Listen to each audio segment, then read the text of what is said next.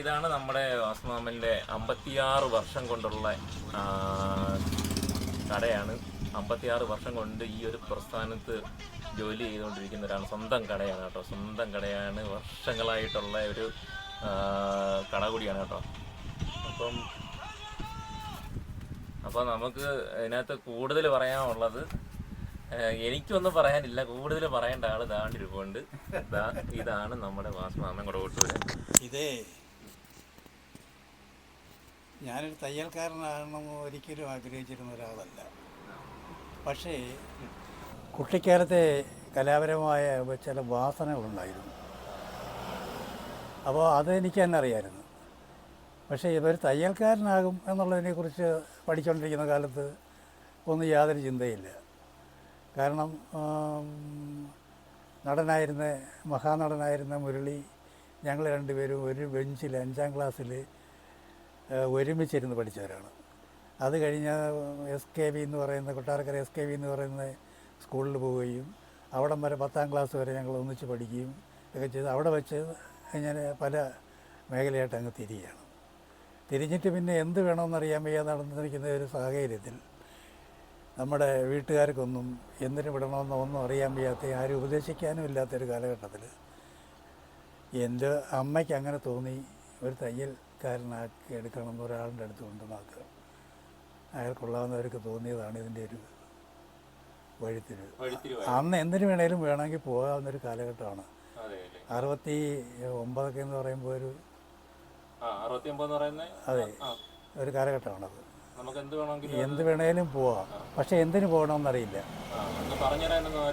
ഒന്നും ഉപദേശിക്കാനോ എന്തൊരു വഴി കാണിച്ചു തരാനൊന്നും അറിയില്ലാത്തൊരു കാലഘട്ടത്തിൽ അങ്ങനെ ഇതുമായിട്ട് പോയി അങ്ങനെ എന്നിട്ട് എന്നെ പഠിപ്പിക്കുന്ന ആൾ പറഞ്ഞ് എന്തെങ്കിലും കണ്ട് നോക്കിക്കൊണ്ടൊന്നും മനസ്സിലാകുന്നു എന്ന് ചോദിക്കുന്നു. അല്ല, ആദ്യം ഒരു ഗുരുവിൻ്റെ അടുത്ത് പോയി. പുള്ളി ഇങ്ങനെ അന്നത്തെ കാലത്ത് റെഡിമെയ്ഡൊക്കെ അടിക്കുന്ന ഒരാളാണ്. അപ്പോൾ പുള്ളി ഇങ്ങനെ നോക്കിക്കൊണ്ട് നിന്നോളാൻ പറയുന്നു. അപ്പോൾ ഒന്നിലധികം വിഷയമുണ്ടോ എന്നോട്, എന്തെങ്കിലും അറിയാമെന്ന് ചോദിക്കുന്നു. ഞാൻ പറഞ്ഞു ചെയ്യാമെന്ന് തോന്നുന്നു. അങ്ങനെ സാമ്പിളിന് ഒരെണ്ണം എന്നെ കൊണ്ട് ചെയ്യുകയും അത് ഞാൻ ഈസിയായിട്ട് ചെയ്യുകയും ചെയ്തു. അപ്പോൾ പിന്നെ കക്ഷി റെഡിമെയ്ഡും പിന്നെ ഓർഡർ വർക്കും ചെയ്യുന്ന ആളായിരുന്നു. അപ്പോൾ ആ റെഡിമെയ്ഡിൻ്റെ പണി മൊത്തം എന്നെ ഏൽപ്പിക്കുന്നു.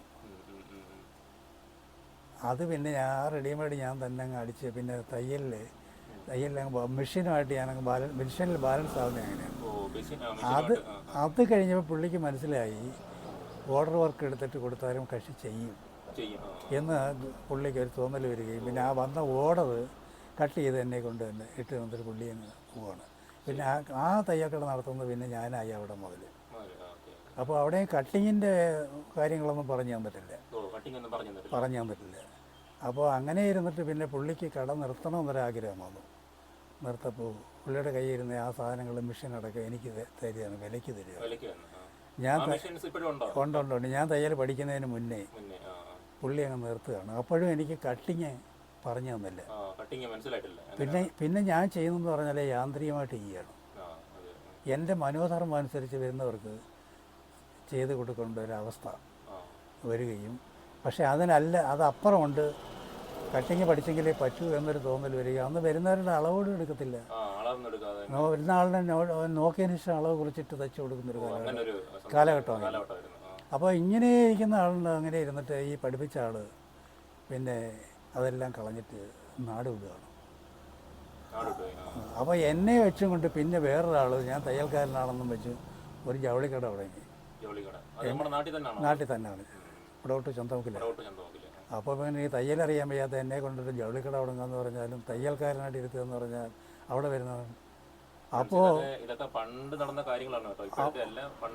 അപ്പോൾ അവിടെ പിന്നെ എനിക്ക് എന്തോ ഒരു പിന്നെ ഉപബോധ മനസ്സ് തെളിഞ്ഞു വരേണ്ട ഒരു അവസ്ഥയാണ് വന്നത്.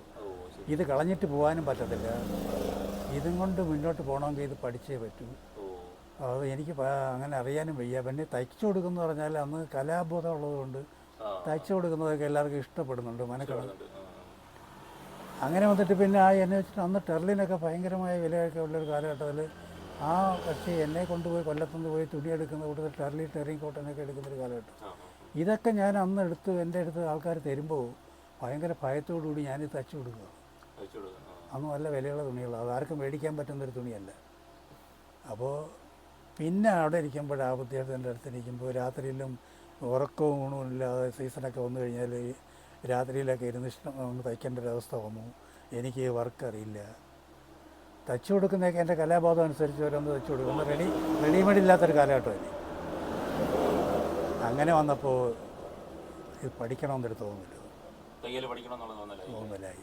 അങ്ങനെയാണ് ഒരു പരിചയക്കാരൻ മുഖാന്തരം ബോംബെക്ക് പോകുന്നതാണ്. ബോംബെക്ക് പോയി? അതെ, അത് 75-ലാണ്. ബോംബെയിൽ പോയി 75-ലാണ് ബോംബെ. 75-ൽ അവിടെ ചെന്നിട്ട് ലീല അലൈസിൻ്റെ ഒരു ബ്രാഞ്ചിൽ കയറിയിരിക്കുകയും അവർ ആദ്യം ഒരു സാമ്പിൾ കൊണ്ടുതരികയും അത് അടിച്ച് കാണിച്ചു. അന്നേരം തന്നെ അവർക്ക് ഇഷ്ടപ്പെട്ടു.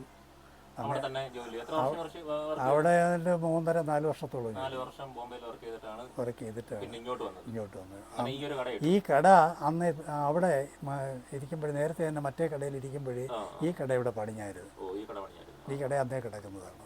പിന്നെ കട്ടിങ് പഠിക്കാനായിട്ട് കമ്പനിയിൽ നിന്ന് വന്നു കഴിഞ്ഞതിന് ശേഷം വെളിയിലുള്ള മറ്റ് കടകളിൽ ഇരുന്ന് രാത്രി 10-12 മണി വരെ ജോലി ചെയ്യുകയും ചെയ്യുന്നൊരവസ്ഥ ഉണ്ടായി. അപ്പോൾ അവിടെ നിന്നാണ് കട്ടിങ് എല്ലാം പഠിക്കുന്നത്. അപ്പോൾ ഇതെല്ലാം കഴിഞ്ഞ് അങ്ങനെ ഇരുന്നിട്ട് എന്നാൽ അവിടെ ഒരു കടയിടാം ബോംബെയിൽ. അപ്പോൾ ഒരു കട നമുക്ക് സൗകര്യമായിട്ട് കിട്ടുകയും ചെയ്തു. അപ്പോൾ ഈ ഒരു അവസ്ഥ ഇങ്ങനെ ഇരുന്നപ്പോൾ സമയത്ത് ടൈഫോയിഡ് കയറി പിടിച്ചു. അതാണ് നാട്ടിൽ വരാനൊരു കാരണം. ടൈഫോയിഡായി. പിന്നെ ഇവിടെ വന്നിട്ട് പോകാമെന്ന് വിചാരിച്ച് വരികയാണ്. അങ്ങനെ വന്നപ്പോൾ പിന്നെ വീട്ടിൽ നിന്ന് വിടത്തില്ല. പിന്നെ ഇവിടെ വന്ന് ഇരുന്നു. ബോംബെയിൽ നിന്ന് വർക്കൊക്കെ പഠിച്ചിട്ട് ഇവിടെ വന്ന് ഇരുന്നു എന്നുള്ളൊരു പരസ്യം വന്നപ്പോൾ ഏതാണ്ട് ഒരു 10-12 കിലോമീറ്റർ ചുറ്റളവുള്ള ആൾക്കാരെല്ലാം 12 കിലോമീറ്റർ ചുറ്റളവുള്ള കംപ്ലീറ്റ് തുണിഞ്ഞ് കൊണ്ടുവരാൻ തുടങ്ങി. ഇവിടെ കൊണ്ടുവന്ന് അങ്ങ് തള്ളുകയാണ്. അപ്പോൾ അന്ന് ജയൻ്റെയൊക്കെ ഒരു ജയൻ്റെതൊക്കെ ആ മോഡലൊന്നും അടിക്കാൻ അന്ന് വലിയ പാൻറ്റും ഷർട്ട് വലിയ മോഡലായാലും വലിയ കോളറും പോയിൻ്റ് ആയാലും റൗണ്ട് ആയാലും കോളർ, 2 പോക്കറ്റ്, അടപ്പ്, ഇതൊക്കെയുള്ളൊരു കാലഘട്ടം ഉണ്ടായിരുന്നു. മുടി വളർത്തിക്കൊണ്ടുവരുന്ന ആ ഒരു കാലഘട്ടം. അപ്പോൾ ആ മോഡലുകൾ അടിച്ചു കൊടുക്കാൻ ആർക്കും അറിയത്തില്ല. നാട്ടിൽ ഇരുന്ന് തയ്ക്കുന്ന ആർക്കും അതറിയില്ല. അങ്ങനെ ഇത് ഞാൻ തയ്ച്ചു കൊടുത്തപ്പോൾ പിന്നെ അത് അവർ പറഞ്ഞ് വരുത്തി ഏകദേശം ഒരു 10-12 ചുറ്റുള്ളവരുള്ള ആൾക്കാർ മുഴുവൻ ഇങ്ങനെ. അപ്പോൾ അന്ന് കൊണ്ടുവരുന്നവർക്ക് ഒരു സൈക്കിൾ പോലും ഇല്ല, നടന്നു വരികയാണ് തുണിയായിട്ട്. അവരെയിട്ട് നടത്തിച്ച് അവധി പറഞ്ഞു വിടുക. അത് ഞാൻ തന്നെ തയ്ക്കണം, വേറെ ആളിനെ ഇരുത്തി തയ്പ്പിക്കാൻ പാടില്ല, ഞാൻ തന്നെ തയ്ച്ചു കൊടുക്കണം. അങ്ങനെ വന്നിട്ട് ഒരു റെസ്റ്റ് എടുക്കാതെ ഇങ്ങനെ ഇരുന്ന് തയ്ച്ച ഒരു കാലഘട്ടമായിരുന്നു അതൊക്കെ. അത് ഏകദേശം ഒരു 90 വരെയൊക്കെ നിന്ന് പോകും. 90 വരെ പിന്നെ ഇങ്ങോട്ട് വന്നപ്പോഴത്തേക്ക് പിന്നെ റെഡിമെയ്ഡൊക്കെ ആയിരുന്നു. ആ മോഡലെല്ലാം മാറി. പിന്നെ വന്നപ്പോഴത്തേന് പിന്നെ സ്റ്റാൻഡേർഡ് തയ്യൽ അതങ്ങ് മാറി. പിന്നെ സ്റ്റാൻഡേർഡ് തയ്യലായപ്പോൾ പിന്നെ അത് അതേ രീതിയിൽ ഇപ്പോഴും നടന്നുകൊണ്ടിരിക്കുന്നു. അതെ. മെഷീൻസ് എല്ലാം പുതിയ ടൈപ്പ് മെഷീൻ വന്നിട്ടുണ്ടോ അതോ അതെ, ഇത് ഇപ്പോൾ ഈ മെഷീൻ എന്ന് പറയുന്നത് പുതിയതാണ്. നേരത്തെ ഇരുന്ന മോഡൽ എന്ന് പറയുന്നത് ഫസ്റ്റിൽ തുടങ്ങിയ മെഷീൻ വീട്ടിയിരിക്കുന്നത്. അത് ഗുരുവായിട്ട് ഫ്രണ്ടിൽ വെച്ചിരിക്കുകയാണ്. പഴയ മെഷീനാണ്. ഇത് ബട്ടൺ ഹോൾ അടിക്കുന്ന മെഷീനാണ്. ബട്ടൺ ഹോളർ ഇത് ഓവർലോക്ക്. അപ്പോൾ ഇങ്ങനെയൊക്കെയുള്ള ഇതാണ് ഓവർലോക്ക് എന്ന് പറയുന്നത്. ഇതൊക്കെ ഇപ്പം പുതിയ ടൈപ്പ് ഇറങ്ങുന്നുണ്ടല്ലോ അല്ലേ? ഇത് തന്നെ ഇപ്പോഴും ഇതിന് 79 തുടങ്ങിയ കടയാണ്. 79 തുടങ്ങിയ അന്ന് ഇതുവരെ അവര് തന്നെ ഇപ്പോഴും തെപ്പിച്ചോണ്ടിരിക്കുന്നത്. അതാണ് അതിന്റെ ഏറ്റവും. ഇപ്പം ഇത് വാസവന്റെ കടയാണിത്. ഇത് നമ്മളെ ഒരു പഴയ കെട്ടിടമാണ് കേട്ടോ. പഴയ കെട്ടിടം എന്ന് പറഞ്ഞാൽ നല്ല 53 വർഷം കൊണ്ട് ഈ ഒരു കട ഇല്ലേ? അതിന് മുന്നേ തുടങ്ങിയതാണല്ലേ? അതിന് മുന്നേ 53 വർഷം. 46 വർഷം. 46 വർഷം. ഏറ്റവും എന്ന് പറഞ്ഞാൽ ഇത് പഴയതുപോലെ തന്നെ മെയിൻറ്റെയിൻ ചെയ്ത് കൊണ്ടുപോകുന്ന ഒരു കടയാണ്. ഇതിനകത്ത് ഒരു പരിപാടി നടത്തിയിട്ടില്ല. എല്ലാം അതിൻ്റെ തട്ടെല്ലാം കണ്ടില്ലേ? തട്ടെല്ലാം ഒരു പുതുമയും വരുത്തിയിട്ടില്ല. ഇങ്ങനെ തന്നെ നമ്മുടെ പഴയ സിനിമകളിലൊക്കെ കണ്ടിട്ടില്ലേ? ആ സെറ്റപ്പാണ്. നമ്മുടെ ഇന്ദ്രൻസിൻ്റെയും ജഗതിയുടെയും ഒക്കെ പഴയകാല സിനിമകളുണ്ടല്ലേ, മുകേഷിൻ്റെ ജഗദീഷിൻ്റെ ഒക്കെ ആ ഒരു പല സിനിമകളിലും കണ്ടേക്കുന്ന അതേ മോഡൽ ഒരു കടയാണിത്. കണ്ടോ? എല്ലാം ഇവിടെയൊക്കെ ഇഷ്ടംപോലെ സാധനങ്ങൾ ഇരിപ്പുണ്ട്, മുകളിലും താഴെയൊക്കെ. ഇതെല്ലാം നമ്മുടെ വാസുമാമിൻ്റെ വർക്ക് ചെയ്ത സാധനങ്ങളാണ് ഇതെല്ലാം വർക്ക് ചെയ്ത് കഴിഞ്ഞതിൻ്റെ വേസ്റ്റ് ബാലൻസ് തുണികളും എല്ലാം ഇവിടെ ഇരിപ്പുണ്ട്. ഇഷ്ടംപോലെ തുണികൾ എല്ലാ ടൈപ്പ് തയ്ച്ചു തരുന്ന ഒരാളാണ്. ഇവിടെ എല്ലാം നമ്മൾ തുണി കൊണ്ട് കൊടുത്താലും തയ്ച്ചു തരും. പിന്നെ നമുക്ക് വേണ്ടുന്ന മോഡൽ ഇല്ലേ, അല്ലാത്ത തുണിത്തരങ്ങളൊക്കെ ഉണ്ട്, എല്ലാം ഇരിപ്പുണ്ട്. ഞാൻ ഇവിടെ നിന്ന് വന്ന് തുണി തയ്പ്പിച്ചിട്ടുണ്ട്.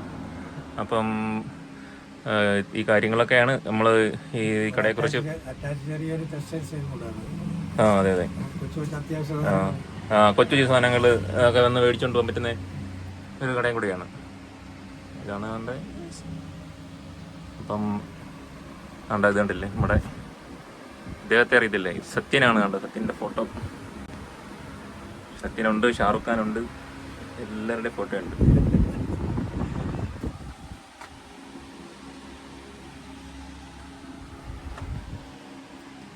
ഇത് കറണ്ടിനകത്ത് വർക്ക് ചെയ്യുന്ന, ഇത് കറണ്ടിൽ വർക്ക് ചെയ്യുന്നതാണ് പുതിയ മോഡൽ സെറ്റപ്പ്. അപ്പം ഫ്രണ്ട്സ്, ഇതൊക്കെ തന്നെയാണ് നമ്മുടെ കടയുടെ വിശേഷങ്ങൾ എന്ന് പറയുന്നത്. അപ്പം മാസ്വാമൻ്റെ ഇത്രയും കാര്യങ്ങൾ നമ്മൾ ഈ ഒരു കൊടവട്ടൂര് ഇങ്ങനൊരു കട വേറെ എങ്ങും ഇല്ല. ഇതുപോലെ പഴയതുപോലെ കൊണ്ടു നടക്കുന്നൊരു കട വേറെ എങ്ങും ഇല്ല.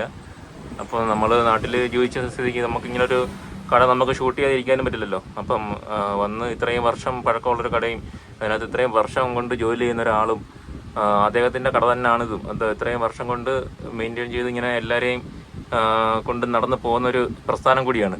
അപ്പം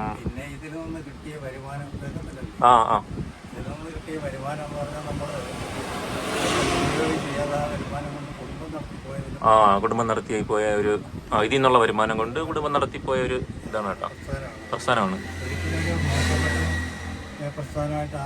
അതെ അതെ അതെ, അങ്ങനെ ഒരു രൂപകം ചെയ്തിട്ടുള്ള അങ്ങനെയുള്ള ഒരു കംപ്ലൈൻറ്റും വരാത്തൊരു പ്രസ്ഥാനം കൂടിയാണ്. എനിക്കും അറിയാം അത്. അപ്പം ഇത്രയും കാര്യങ്ങളാണ്. അതെ അതെ, മക്കളുമാരൊക്കെ ജോലിയൊക്കെ ഉള്ളവരാണ്. ഇതിരുന്നുകൊണ്ട് പഠിപ്പിച്ച് വളർത്തി അവരെയൊക്കെ ഇങ്ങനെ നല്ല നിലയിൽ എത്തിച്ചൊരു വ്യക്തിയാണ് കേട്ടോ. അപ്പം നിങ്ങളെല്ലാവരും അറിയുക, നമുക്ക് ഇതിനെക്കുറിച്ച് എന്താ പറയുക, ഈ കടയെക്കുറിച്ചുള്ള കൂടുതൽ കാര്യങ്ങൾ എനിക്ക് പറയാൻ അറിയത്തില്ലെങ്കിൽ ഇത്രയും കാര്യങ്ങൾ മാസം പറഞ്ഞു തന്നിട്ടുണ്ട്. അപ്പം ഇത്രയും കാര്യങ്ങളാണ് നമുക്ക് പറയാനുള്ളത്. അപ്പം നിങ്ങൾ ഇതുവഴിയൊക്കെ വരുവാണെങ്കിൽ, കൊടവട്ടൂരാണ് സ്ഥലം. കൊടവട്ടൂർ സിനിമ മുരളിയുടെ നാടാണ്. അപ്പോൾ അവിടെ ചാമോളൊക്കെ ജംഗ്ഷനിലാണ് വാസാവൻ്റെ കട. അപ്പം